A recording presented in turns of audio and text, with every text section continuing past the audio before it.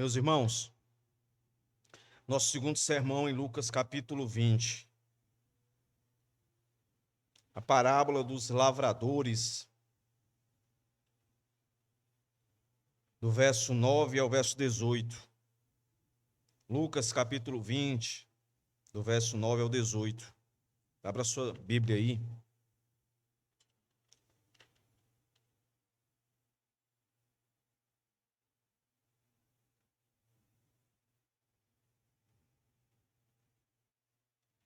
Vamos ler o texto, como sempre faço. Dividir o texto e daí começar a expor o texto, tá, irmãos?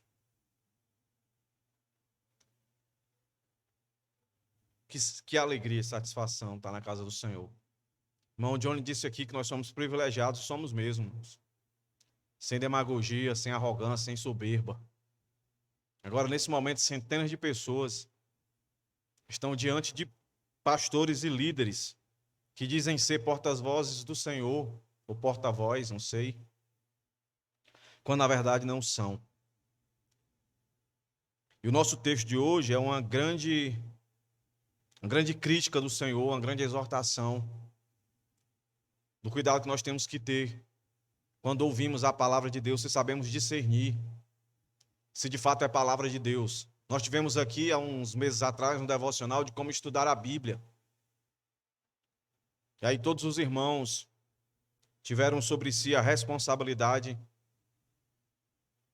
de que para estudar a Bíblia temos que ler, buscar a interpretação do que o texto quer nos dizer e não o que a gente quer que o texto diga, e por fim aplicar a nossa vida.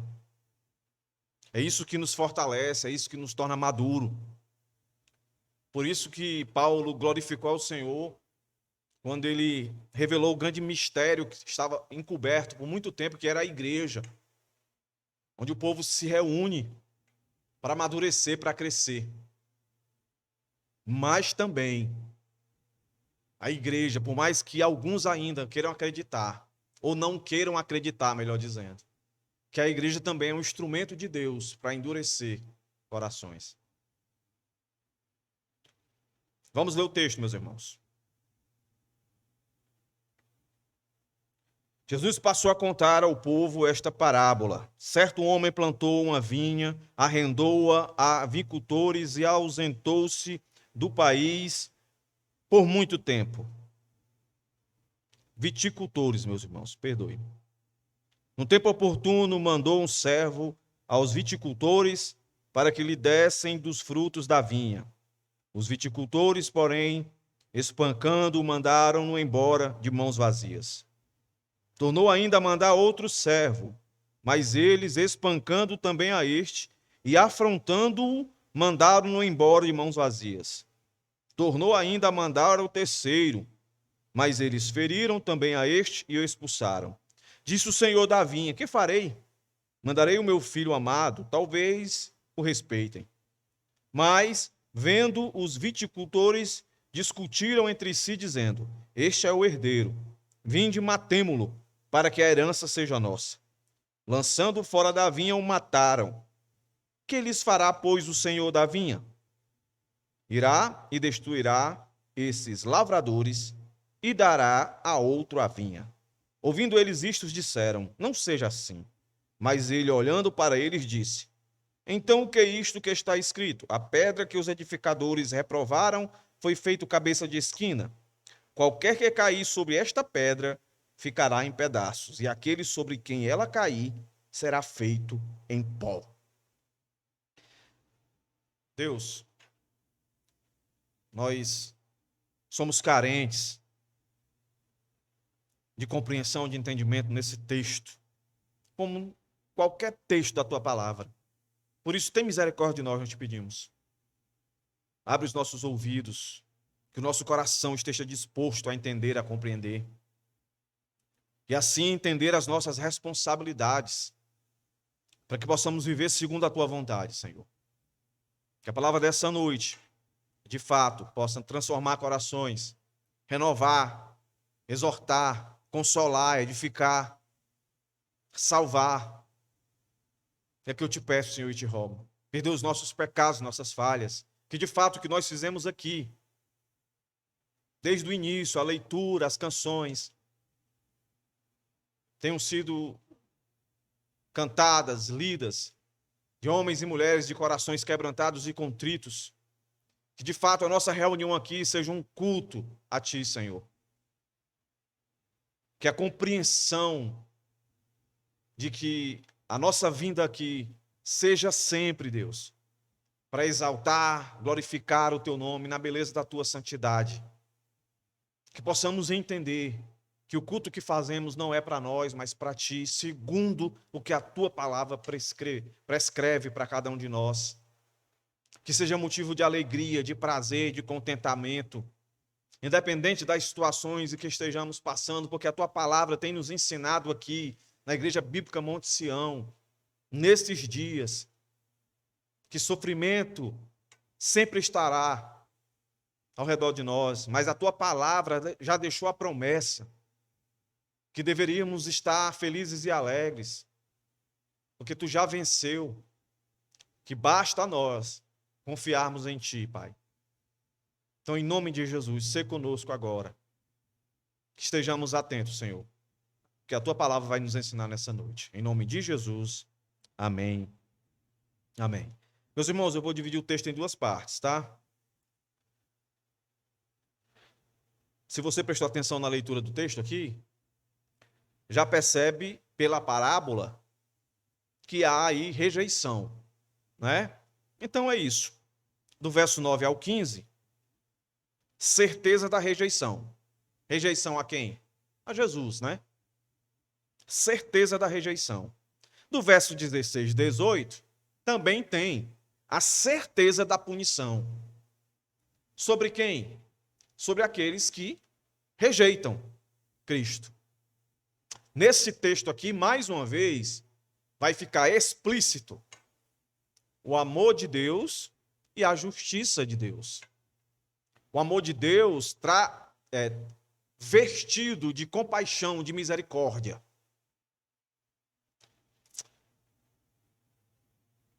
Quando a Bíblia vai dizer que Deus ama o mundo, e aqui,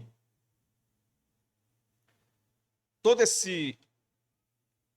essa porção que nós lemos aqui, ela é resumida lá no verso, vamos dizer assim, um dos mais conhecidos da palavra de Deus, que é João 3,16. Porque Deus amou o mundo de tal maneira que deu seu Filho unigênito, para que todo aquele que nele crê não pereça, mas tenha a vida eterna. Todo mundo sabe desse verso, não é? Mostra o amor de Deus. Mas pouca gente lembra do que está escrito no mesmo capítulo de João 3, que é o verso 36, o último verso de João, capítulo 3. Todo mundo lembra de cor, como eu acabei de citar para os irmãos aqui, João 3,16.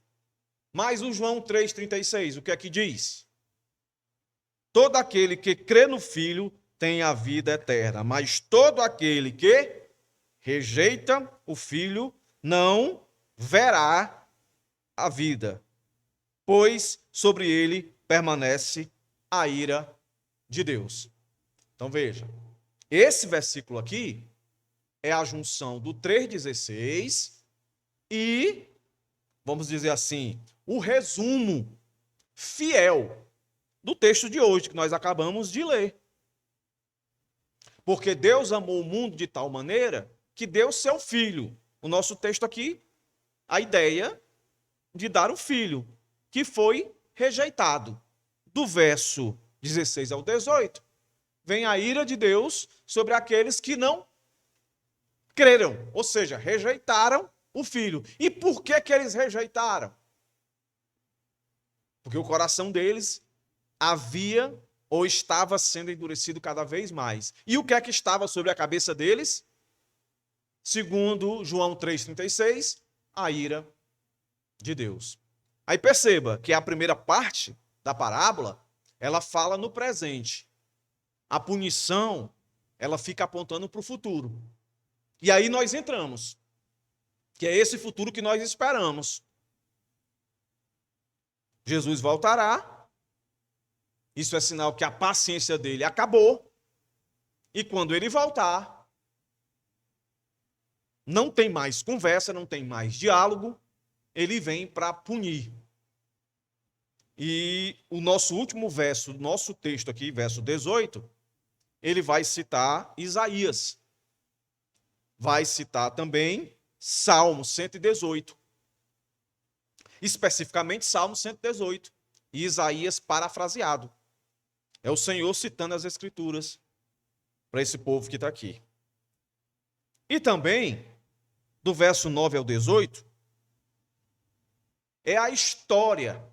Olha como a sabedoria do Senhor é um negócio assim fantástico. Jesus está indo morrer. Essa é a última parábola antes da morte de Jesus. Quando nós estudamos Mateus, Marcos, nós vimos várias parábolas. Lucas selecionou essa. Antes de Jesus morrer, aqui é uma quarta-feira, quinta, não sei precisar. Mas Jesus está na iminência de morte. Essa é a última parábola que sai da sua boca. O último ensino didático do Senhor para aqueles que ali o ouviam. Mateus e Marcos vai dizer, vai focar que eram os fariseus, os escribas, a turma que compunham o sinédrio. Já Lucas aqui agloba todos aqueles que estavam andando com o Senhor. Jesus passou a contar ao povo esta parábola. Repito, nos primeiros versos aí, do 9 ao 15, mostra toda a paciência do Senhor e outras coisas mais que nós vamos ver. Mas o que ressalta aí é a paciência. Então, ao olhar para essa parábola, a gente vê toda a história do Antigo Testamento aí. Nós vamos ver isso. Se você não percebeu, nós vamos ver isso. Toda a trajetória até chegar ao Messias.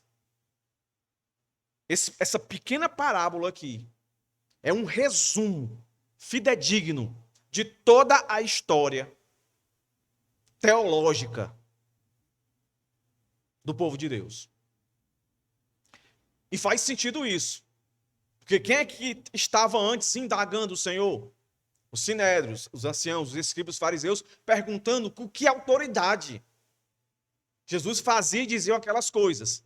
Jesus agora continua também dentro desse contexto todo, dizendo, eu tenho uma autoridade tão grande, que eu vou mostrar para vocês todo o relato bíblico, toda a teologia nessa parábola que fala a respeito de mim.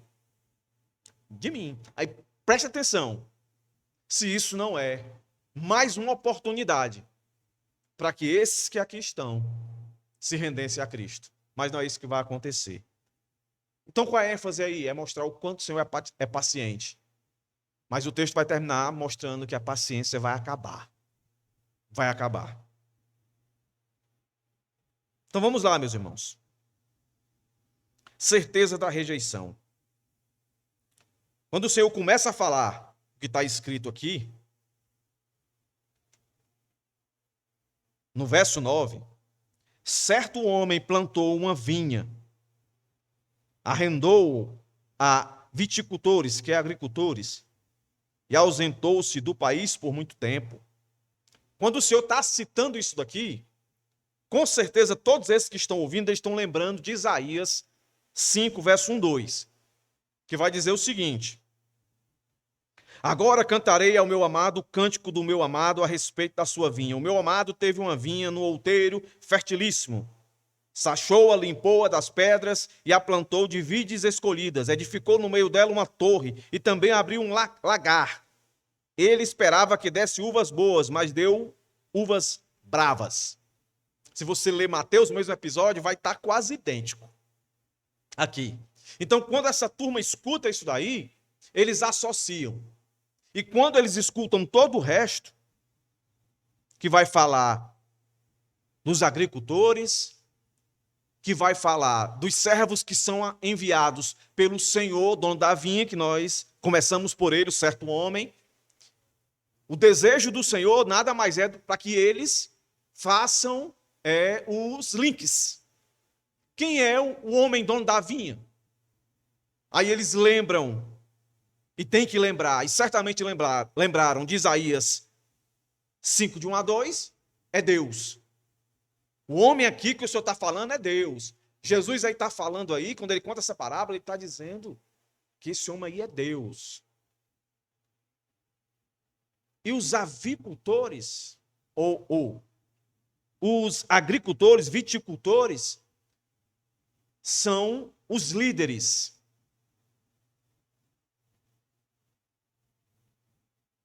Israel é a vinha, que é do homem, que é Deus. Os servos são os profetas, que foram enviados por Deus. E o filho do homem, que é Deus, quem poderia ser? Jesus. Então preste atenção.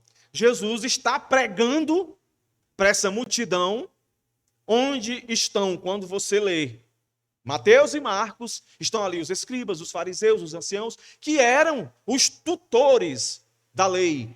Eram, parafraseando para os irmãos entender, eram os crentes da época. Eram os que tinham os oráculos de Deus. Eram eles que estavam no templo, na igreja. Eram eles que estavam encarregados de ministrar. Eram eles, os religiosos.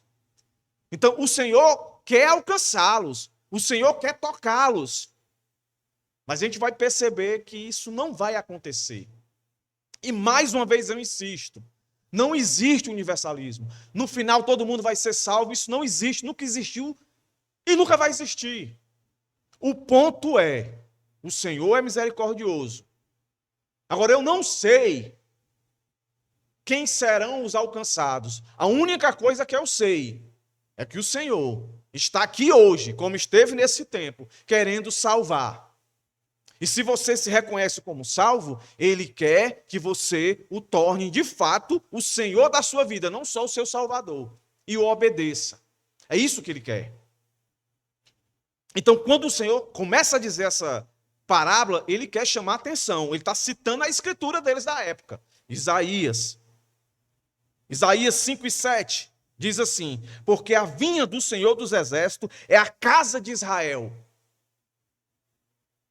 Por isso, que quando ele coloca o dono, é Deus, o homem, os servos são os profetas, a vinha é Israel, e os líderes são os viticultores, os agricultores. Então o Senhor está fazendo uma parábola, uma argumentação das Escrituras, para que de fato eles entendam. Outra coisa, que fala da suficiência das Escrituras. O Senhor não está trazendo nada novo para convencer essas pessoas de que Ele é Cristo. Somente as Escrituras. A gente conhece somente as Escrituras no período da Reforma. Mas somente as Escrituras sempre existiu. Está aqui, é somente as Escrituras. Jesus está de novo mostrando para aqueles que deveriam saber que ali estavam diante dele Jesus. Jesus cita as Escrituras, Isaías. E eles fazem o que fazem. O que é que eles fazem? Vamos voltar para o texto. Verso 10 diz que ele delega isso, entrega a vinha sobre a responsabilidade dos viticultores, que são quem? Os líderes religiosos. E aí diz que vai demorar bastante, que aí é o tempo que nós estamos esperando. E aí diz que é tudo soberania, é no tempo dele. Ele diz: no tempo oportuno, mandou um servo aos seus viticultores. Aí perceba aí que vai ter uma progressão aí. Uma progressão. Preste bem atenção, vai ter uma progressão aí. Tanto na paciência do Senhor, como eu posso dizer, na depravação desses homens. Repito, uma progressão. O Senhor vai se mostrando paciente, misericordioso, compassivo, e os homens cada vez mais depravados. Depravado por quê? Porque eles vão aumentando o desejo de ódio, de morte, de fazer o mal. Isso é fruto de um coração depravado. Olha o texto. Manda o primeiro, verso 10, o primeiro servo. Aí entenda. profeta. Primeiro, o que é que eles fazem? Espanca. E manda embora de mãos vazias. Vem um segundo. Tornou ainda a mandar outro servo. Mas eles espancaram também este e, afrontando, ridicularizaram. Então você entende, né? No nosso contexto, a gente sabe o que é afrontar, ridicularizar uma pessoa. Então, pense aí, é o Senhor sendo misericordioso. É isso que o Senhor está querendo mostrar para eles. Olhe como o Pai é misericordioso, tem sido misericordioso. Que no final o Senhor vai dizer, vocês são exatamente assim. Aí manda o terceiro. Tornou mandar ainda o terceiro. Feriram. Que é a ideia de não só espancou, mas feriram. É uma coisa mais grave, né? Mais grave. Feriram. E o expulsaram. Quando você lê Marcos, Marcos diz que não foi só 3. Aqui parece que foram só 3, né? Mandou o primeiro, mandou o segundo, mandou o terceiro. Aí depois o terceiro que manda o filho. Se você ler Marcos, diz que mandou muitos. Muitos. E quando você olha para o Antigo Testamento, por isso que eu digo que era um resumozinho de toda a teologia. Quantos profetas não foram enviados? Foram enviados para quem? Pensa aí por um segundo. Para quem foi enviados os profetas no Antigo Testamento? Foi para o povo ímpio, a priori? Não. Foi para o povo de Deus. Para alertá-los.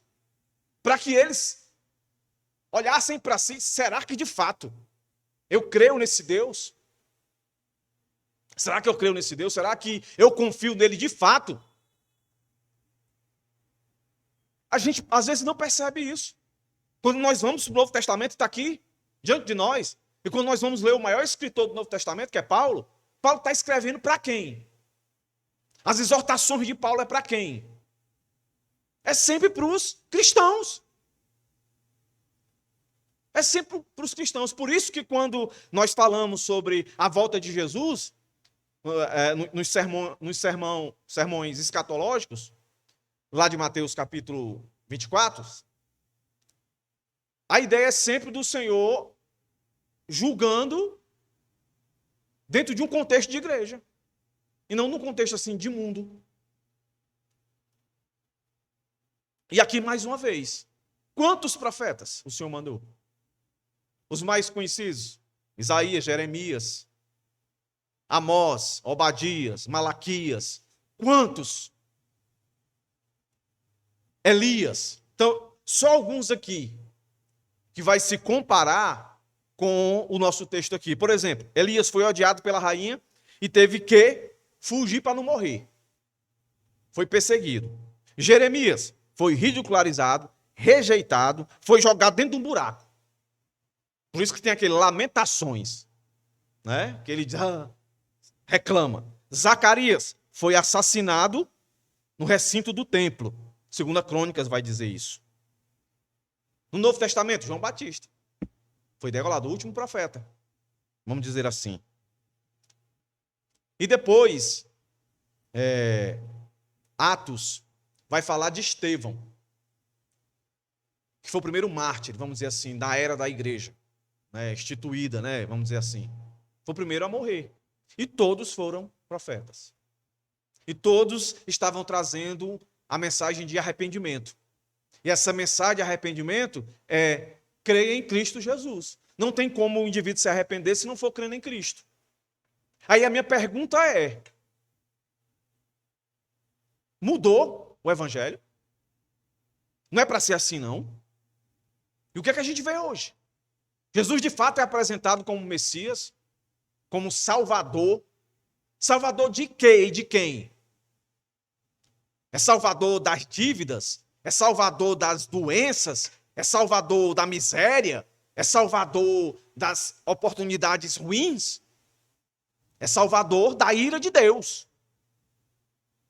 Aqui no nosso caso, do dono do mundo. Mas não é isso que tem sido pregado. Não é esse evangelho que tem sido pregado. Não é essa exposição que tem sido dado às pessoas.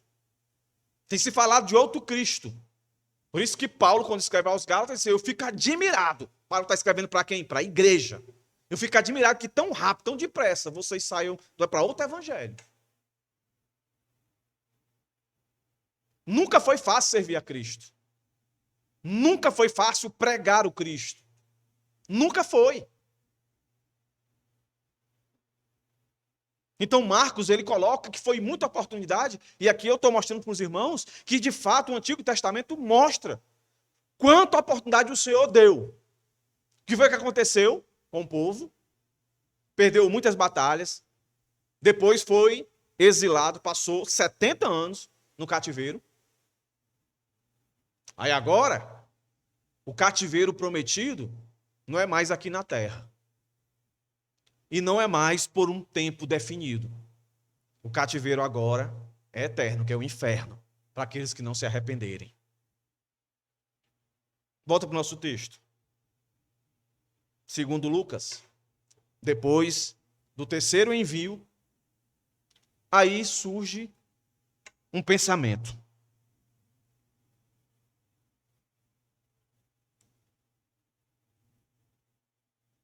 Disse o Senhor da vinha. Interessante isso aqui. É o Senhor falando num linguajar que é como o nosso. Mas quando Jesus está falando isso aqui, a gente tem que entender que é Deus que está pensando. Né? Vamos aqui. Disse o Senhor da vinha. Que farei? Imagina aí a cena, meus irmãos. Deus lá no seu trono. Jesus dando essa ideia, né? Deus, o que farei agora? Já mandei 3, na perspectiva de Marcos, já mandei tanta gente para falar com esse pessoal, que eu dei a terra, eu arrendei para eles, eu deixei tudo prontinho. Se você lê Mateus, você percebe isso, e nós lemos Isaías, plantou, deixou lá, tudo prontinho, só. Então imagina, né, uma pessoa pegar uma empresa, toda pronta, chegar para você, está aqui a chave. Trabalhe nela, nessa empresa, quando for daqui um tempo eu volto, e aí nós vamos prestar contas. Você vai me dar uma parte do lucro que você trabalhou. Foi isso que Jesus fez. Está contando aqui. Aí mandou várias pessoas e a turma fez o que fez. Aí pensa, o que farei agora? Qual a medida que eu vou tomar? Pense se não é um Deus compassivo, um Deus cheio de paciência para com homens que se apoderaram daquilo que não eram deles, e se apoderaram de forma ardilosa, e com muito ódio no coração. Aí o texto vai dizer que ele pensa e diz, mandarei o meu filho. Talvez o respeitem. Talvez o respeitem. Vou mandar o meu filho. Mas o que é que acontece? Aí o verso 14 vai nos dizer que eles vendo, discutiram entre si dizendo. É interessante, porque do verso 13 ao 14, há aí um lapso aí, né, um espaço de que não entra em detalhes. Porque o verso 13 dá a ideia de que o dono da vinha está pensando, o que farei? Mandarei meu filho e tal e tal. Aí parece que do verso 13 ao 14 ele manda, né? Isso vai se confirmar, ele manda. E aí, quando eles vêm, como eu estou falando, não diz para a gente aqui como foi essa chegada, né? Só diz que eles já estão vendo ele chegando. Ele quem? O filho do dono da vinha. O dono da vinha é Deus, o filho é Jesus. Os servos eram os profetas, não ouviram os profetas. Aí eles pensam entre eles, discutem entre eles, verso 14. Aí conseguem se aperceber que ele é o herdeiro. Aí o que é que eles fazem? Vamos matar. E qual é o propósito de matá-los? Para que fim? Para que a herança seja nossa. O que é isso aqui? O que é isso aqui se não é o que muitas vezes nós estamos querendo viver. O que é isso aqui que nós estamos querendo viver muitas vezes? Explica, pastor. Nada mais do que viver uma vida independente. O que esses caras estão querendo é o seguinte: todo o poder, toda a glória, toda a honra, vamos ficar para nós e vamos fazer da forma que a gente quiser. Vamos viver às custas da gente. Não vamos querer ninguém sobre nós. O contexto não era isso, não. Não queremos que tu reine sobre nós. Qual foi, nos sermões passados, qual foi o resultado? Vai querer não? Quando eu voltar, pode trazer todos esses que disseram que não queriam que eu reinasse sobre eles e mate-os na minha frente. Juízo. Aqui vai acontecer de novo. Porque esses caras querem independência. Eles querem, de alguma maneira aqui, viver a idolatria da criação, abrindo mão de adorar o Criador. Eu não quero você. Eu quero as coisas que você pode me proporcionar. Meus irmãos, isso aqui é super atual. É o que muitos estão fazendo hoje. Pode ser que você esteja assim. Pense. Será que eu sirvo a Cristo pelo que Ele é? Ou pelo que Ele me dá? Ou pelo que eu espero que Ele possa me dar? Você quer Cristo pelo que Ele é ou pela herança que Ele tem para dar para você? E é interessante que a herança aqui não é uma herança que vai ser no futuro, é agora, aqui e agora, do tempo. Então eles planejam isso. Isso aqui, eu não consigo pensar se ser tão somente homens que estão mortos dos seus delitos e pecados, Efésios capítulo 2. Que estão totalmente enraizados com as coisas terrenas. Só pensam no presente. Não estão olhando para o futuro. O que vem depois de morrer. Acham que são imortais. Que têm o poder da vida. De viver eternamente nesse mundo. Que não existe uma vida depois da morte. Essa é a atitude desse pessoal aqui. O Senhor, o dono da vinha, manda os seus servos e eles não escutam. Manda o segundo e vai aumentando o desejo de mal. Manda o terceiro, manda o filho e eles desejam matá-lo.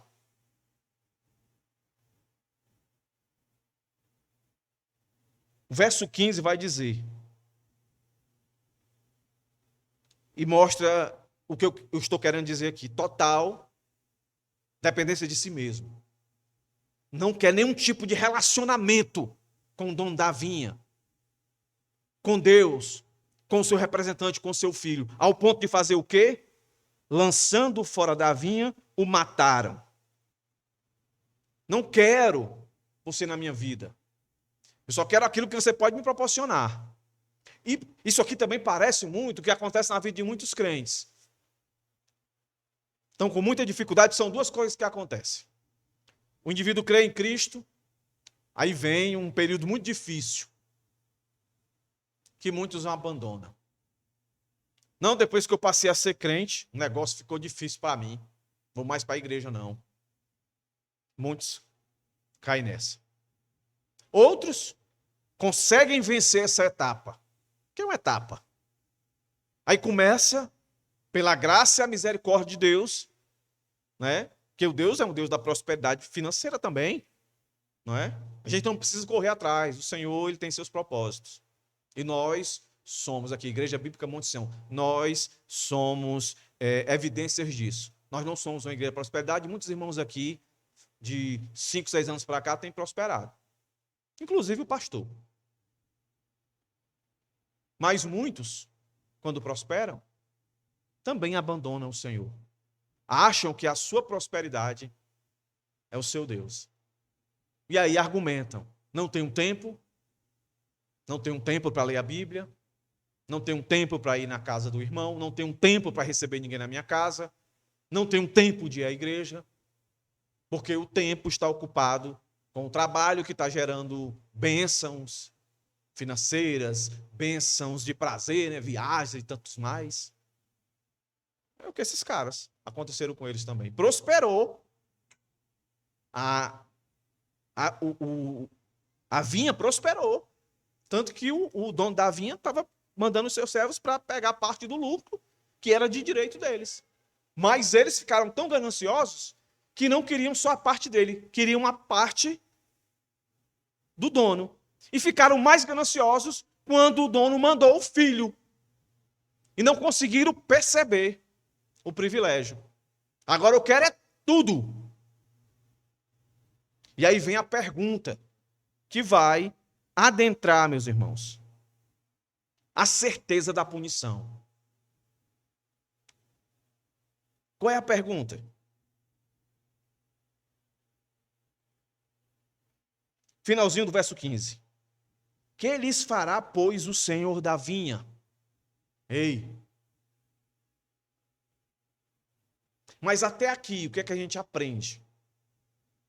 Até aqui, do verso 9 até o 15. Porque essa pergunta aí, eu coloco como uma conexão dessa primeira parte do nosso texto para o que virá. Na perspectiva de Jesus, quando você olha para esse texto, a gente entende que o filho aí é Jesus, Jesus está querendo dizer que é ele. Nós vemos, primeiro, o que a parábola diz de Jesus.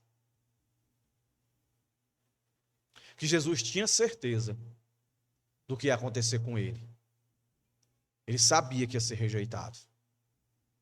Ele conta essa parábola para demonstrar para eles e para nós, para todos aqueles que vieram depois, o quanto ele tinha convicção da sua rejeição. Mostra também, como em outros sermões aqui que eu falei para os irmãos, a convicção de Jesus que no final ele ia triunfar. A vontade de Deus ia triunfar na vida dele. Que ele ia ser rejeitado, mas que no final, ele que ia dar a palavra final, sem querer ser redundante. Ele dizia, agora, eu estou na posição que eu vou dizer. Eu aceito, eu rejeito. Terceira coisa, Jesus deixa bem claro, sem medo, para todos aqueles que o ouviam, de que, de fato, ele era o Filho de Deus. Ele era aquele que todos os profetas disseram. E o mais próximo deles, João Batista, quando disse, eis o Cordeiro de Deus, que tira o pecado do mundo. Eis o Cordeiro de Deus, ele é o Filho de Deus.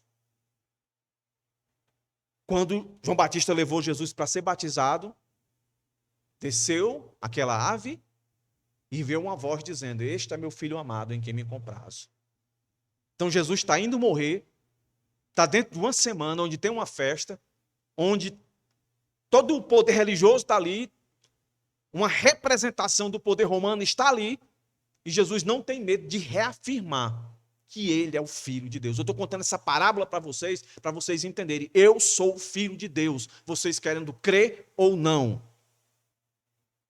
E, na perspectiva desse pessoal, que tem aí a paciência de Deus, a gente pode ver assim, o privilégio que esse pessoal teve, o quanto é demonstrado o que o pecado faz, que é endurecer e fazer com que a pessoa não enxergue o que já está diante dos olhos dela, fala não só da soberania de Deus, mas da responsabilidade do homem, é aquilo que não tem como a gente explicar, mas é o Senhor que salva, mas o homem tem que querer, mas esse querer dele não é obra dele, é obra do Espírito Santo, não tem como explicar, mas o ponto é, o indivíduo tem que se decidir. Ele tem que se decidir, é responsabilidade dele. Ele tem que reconhecer que ele tem pecado para se arrepender. E o maior pecado é o pecado da incredulidade, é não crer em Jesus como Senhor e Salvador. E ele tem que entender que enquanto ele tiver vida, isso é um privilégio que ele está tendo. É isso que a gente pode ver aí do verso 9 até o verso 15, parte A. Perspectiva na relação ao homem e na de Deus. Aí vem essa pergunta aí, seríssima, que é perguntando a eles: o que o dono da vinha, aí eles têm que entender, Deus vai fazer com esses que mataram os seus servos, os profetas, e mataram o filho dele? E aí eles tinham que entender, ele está dizendo isso com a gente. Ele está dizendo isso com a gente. Quando você vai lá para Mateus, vamos lá para Mateus, capítulo 21. Vai ficar mais objetivo. Mateus, capítulo 21. Fica parecido no Mateus, capítulo 21, a história de Davi. Quando o profeta chega para Davi, conta a história lá, e Davi diz assim, o profeta diz assim: Davi, o que é que esse cara merece? Esse cara merece morrer. Aí o profeta diz o quê? Davi, esse cara é tu. Foi tu, rapaz, com um harém, cheio de mulher aí, tu pegou a do vizinho, que só tem uma, rapaz. É tu, Davi. Olha aí para Mateus, ó. Mateus 21, verso 40. Mateus 21, verso 40. Portanto, quando vier o dono da vinha, que fará aqueles lavradores? Aí a resposta deles, dos escribas, dos fariseus, dos anciãos. Olha a resposta deles: destruirá de maneira horrível esses infames e arrendará a vinha a outros lavradores, que no devido tempo lhe enviem os frutos. A perspectiva de Mateus aqui é assim, que eles dão, achando que não era com eles, não. Mas quando Jesus vai dizer o que está no verso 42, verso 45 de Mateus, cai a ficha. Os principais sacerdotes, os fariseus, ouvindo estas parábolas, entenderam que falava a seu respeito. Volta lá para o nosso texto.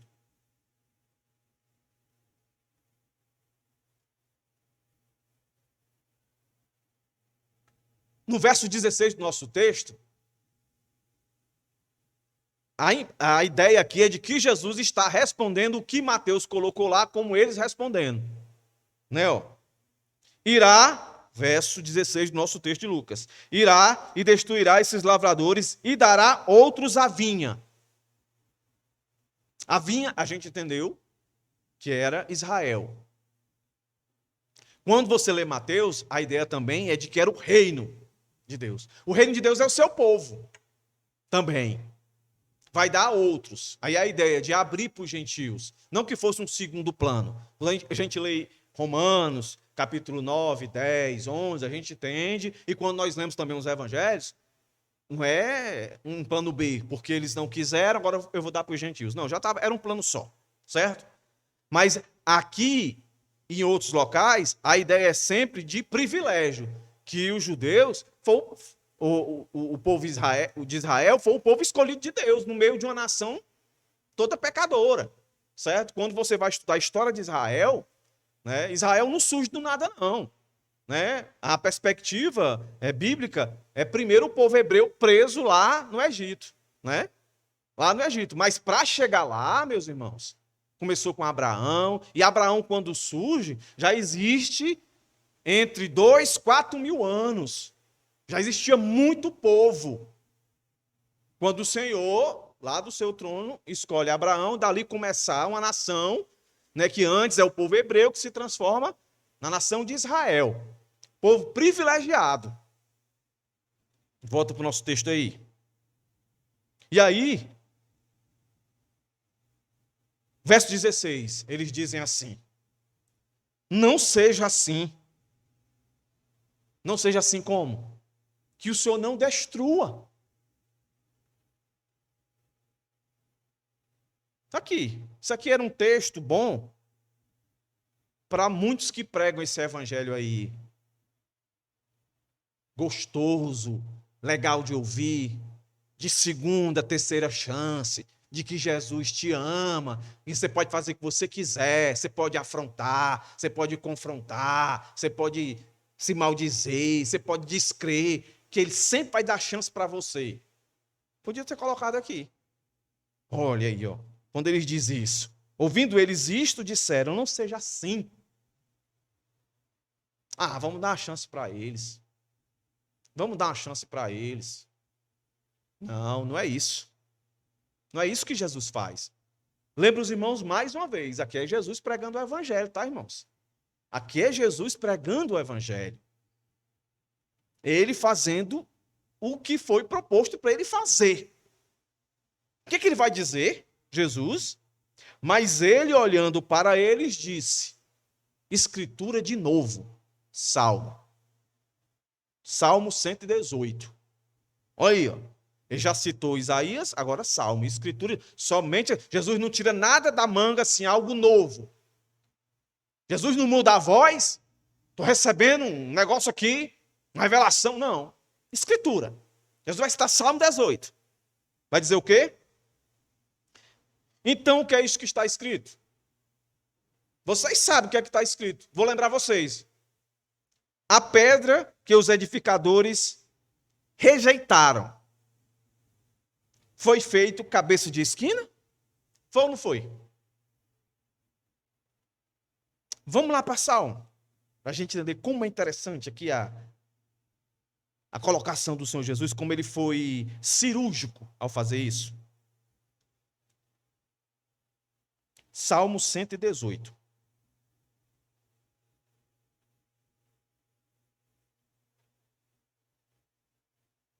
Vamos ler a partir do 20. Salmo 118.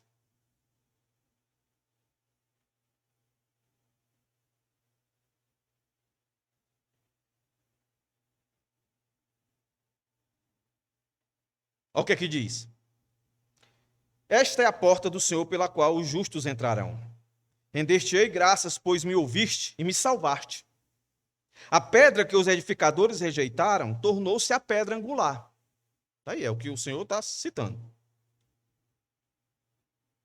Foi o Senhor que fez isto e é maravilhoso aos nossos olhos.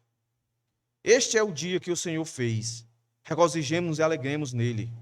O Senhor salva-nos. Ó Senhor, concede-me prosperidade. Aí o verso 26. É o que foi feito anteriormente, na entrada do Senhor. Era isso aqui que o pessoal estava cantando. Ó. Bendito aquele que vem em nome do Senhor. Da casa do Senhor, vós bendizeis. Então, volta lá para o nosso texto. Jesus está dizendo assim, ó, vocês nada mais são do que as escrituras já diziam. Muitos tropeçariam em mim, não para se converterem, mas para serem destruídos. A ideia aí, a ilustração aí, é de que os construtores estão levantando uma obra, aí eles pegam uma pedra, aí eles olham para a construção, olham para a pedra e dizem, não, essa pedra aqui ela não se encaixa. Aí coloca de fora. Aí eles vão construindo e saca ela fora. Só que depois eles descobrem que ela é fundamental para que toda aquela construção fique de pé. Só que durante essa construção, a ideia do texto aí é que essa rejeição aí vai levá-los ao segundo passo de condenação. Por quê? Porque o texto vai dizer o seguinte, ó. Fala da pedra e vai dizer, qualquer que cair sobre esta pedra ficará em pedaços. E aquele sobre quem ela cair será feito em pó. Então, a ilustração aqui é de juízo. Então, eu vou tentar aqui ser didático e ilustrar isso, de forma visível para os irmãos entenderem. Imagine que isso aqui é a pedra. Que é a pedra. Então, o texto está dizendo, olha para o seu texto aí, ó. Imagine a pedra. Está dizendo que aquele que cair, então aqui a pedra, aquele que cair sobre a pedra, vai ser destruído. Não é isso que o texto diz? Qualquer que cair sobre a pedra. Imagine a pedra cair sobre a pedra. Será destruído. Aí o texto continua, a pedra, e vai dizer, e aquele sobre quem ela cair, será feito pó. O primeiro cai, se quebra, todo. Na segunda parte, ele está embaixo e a pedra esmaga. E eu fiquei pensando, o que é isso? É um negócio ruim. A pedra é Jesus. Nosso contexto aqui, a pedra é Jesus. A pedra é o discurso de Jesus. A pedra é o evangelho. Então agora imagine, não assim, mas imagine o evangelho indo e as pessoas caindo todas as vezes que o evangelho é lançado. E isso aqui é no tempo presente.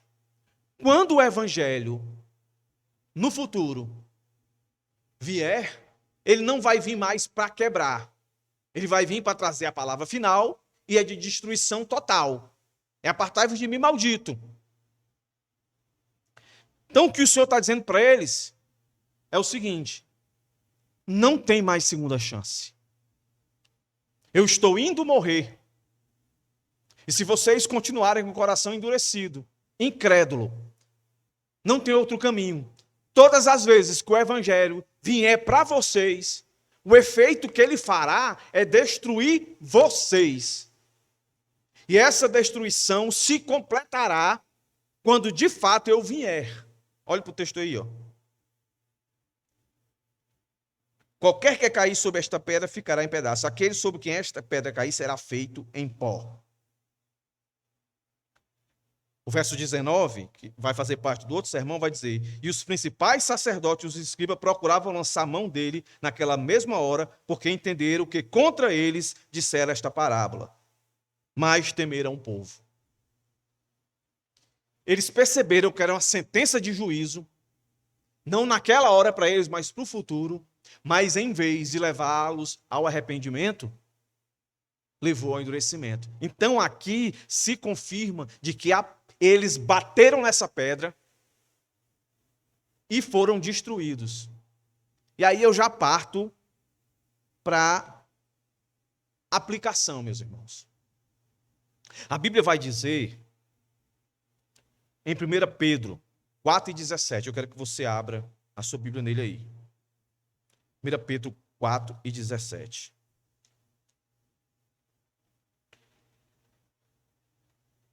Olha o que é que o texto vai dizer.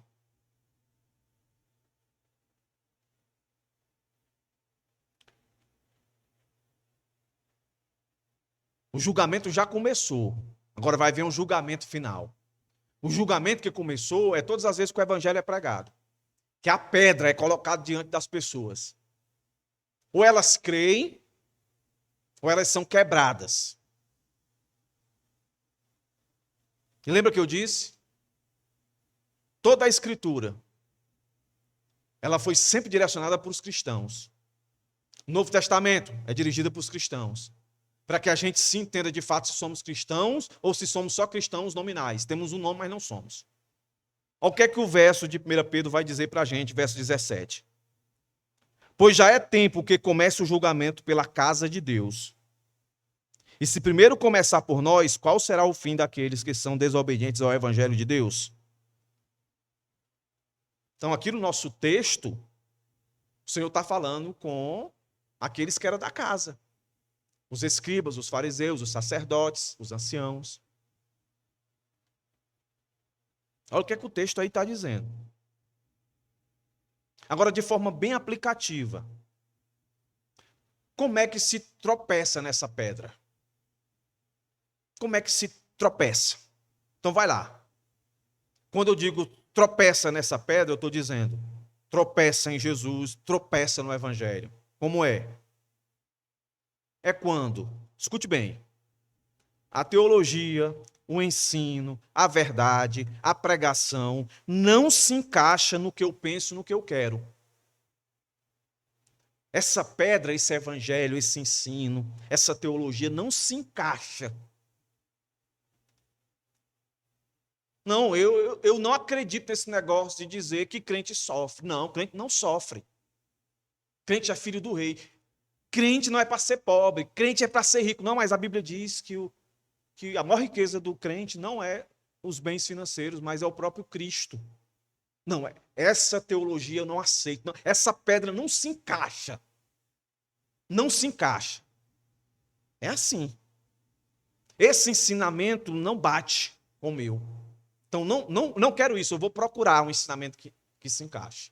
Nesse momento agora, tem um monte de gente tropeçando no Evangelho. Tem um monte de gente que acha que estão ouvindo o Evangelho, mas estão tropeçando, porque estão ouvindo outra coisa. Isso é tropeçar. Mas essa exortação, você já crente, essa exortação, essa ordem, esse pedido, não faz nenhum sentido para mim. Estão pegando a nossa aula de ontem.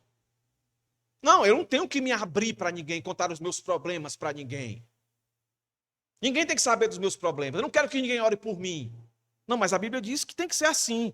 Não, mas esse evangelho, esse ensino, essa pedra não se encaixa. Essa teologia não se encaixa. Essa exortação não se encaixa. Essa ordem, orem uns pelos outros, não se encaixa. Eu estou batendo nessa pedra. Não faz sentido para mim. A Bíblia não me ensina a pedir riqueza. Mas eu quero riqueza, eu vou pedir riqueza. Eu não aceito essa exortação, eu não aceito esse ensino. Deus me colocou como cabeça e não cauda. Não é o ensino da Escritura. Eu rejeito qualquer outra coisa que não seja isso. Que eu sou cabeça. Não, mas a Bíblia não ensina isso. Não, mas eu não aceito esse ensino da Bíblia. Eu aceito esse. Eu estou rejeitando.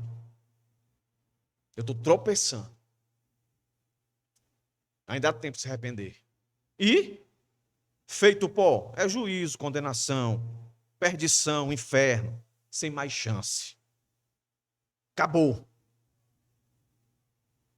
Zé fini, como diz a história. Veja como isso é complicado, meus irmãos.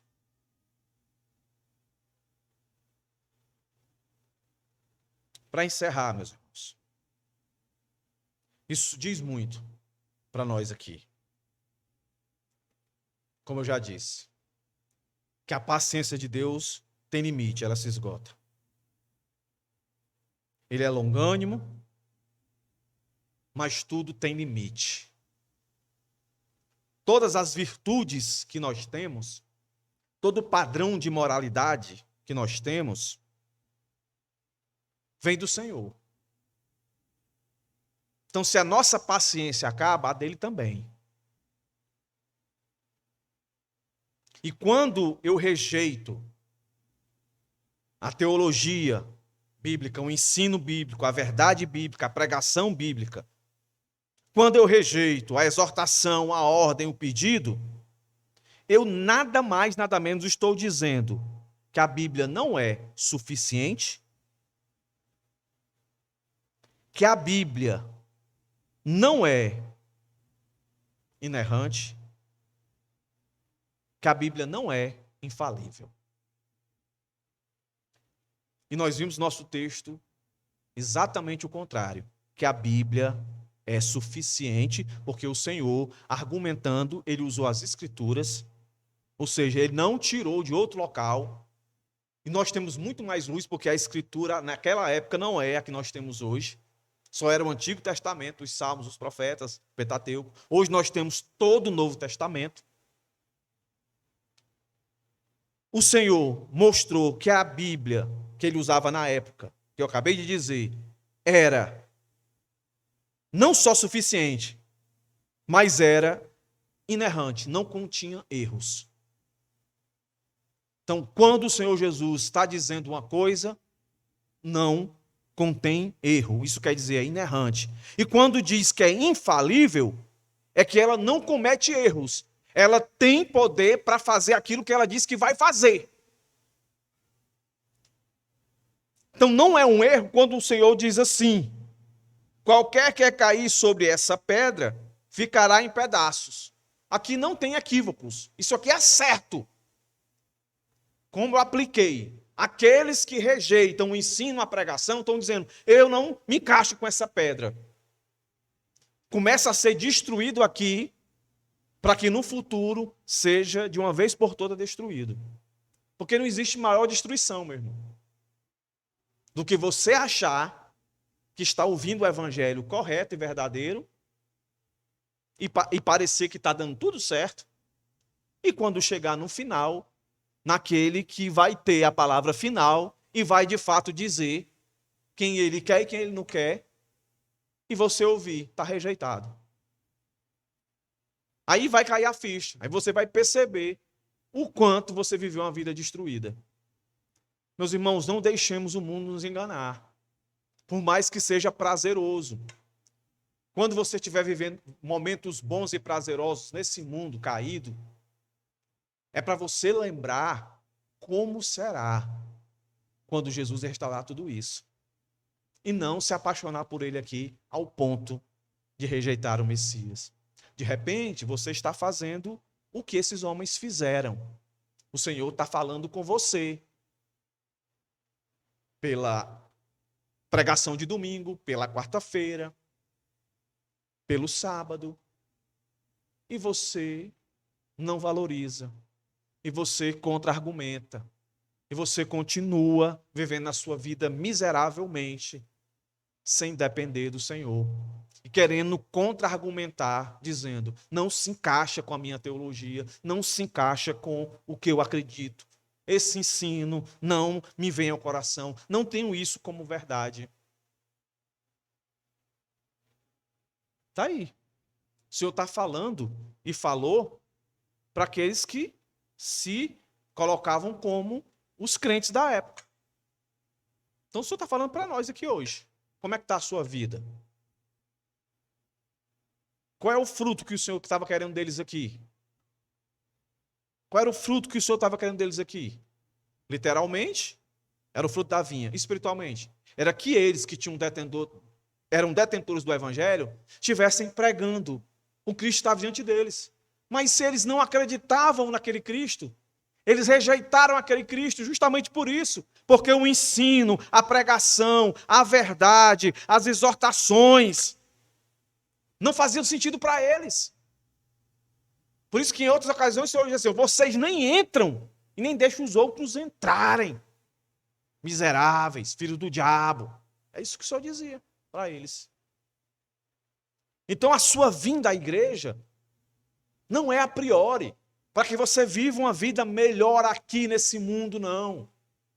É para que você reconheça o tamanho da afronta que você causava a Deus e o quanto ele é misericordioso. As outras coisas Deus dá por misericórdia. A gente não pode perder essa ideia. A minha vinda à igreja, ouvir o sermão, é entender o quanto eu era pecador, o quanto eu ofendi a Deus, o quanto a graça do Senhor veio sobre a minha vida e quantas promessas maravilhosas eu tenho. Vinda daquele que, sem eu merecer, me salvou. Então, se eu me entendo por crente, aí eu olho para o último verso do nosso texto, eu tenho que dizer, graças a Deus, que eu não sou destruído pela pedra, pelo evangelho. Eu sou fortalecido. Graças a Deus que o evangelho não vai cair, ou seja, a palavra final que o evangelho diz, que o Senhor dirá quando ele vier, não vai cair sobre a minha vida para me punir, para me afastar dele. Vai cair sobre a minha vida para dizer, agora você vai estar seguro completamente, em todos os sentidos. Você já não mais era escravo do pecado. Você já não mais era morto no pecado. Agora você vai viver livre da presença do pecado. É isso, irmãos. É isso. Então olhe para esse texto e veja onde você se coloca aqui. Qual a perspectiva? De total depravação ou de ver, reconhecer a misericórdia, a paciência, a misericórdia do Senhor e a salvação de Deus sobre a sua vida, lhe garantindo não a punição, mas a salvação. Que Deus tenha misericórdia de nós, meus irmãos. Que nos ajude a viver conforme a vontade dele. Vamos orar. Senhor, muito obrigado por essa noite. Que as verdades da tua palavra tenham trazido convicção aos nossos corações. Se há alguém em nosso meio que tem por muito tempo vivendo uma vida de crente nominal, que hoje o seu coração tenha sido alcançado pela tua palavra, que de fato haja arrependimento.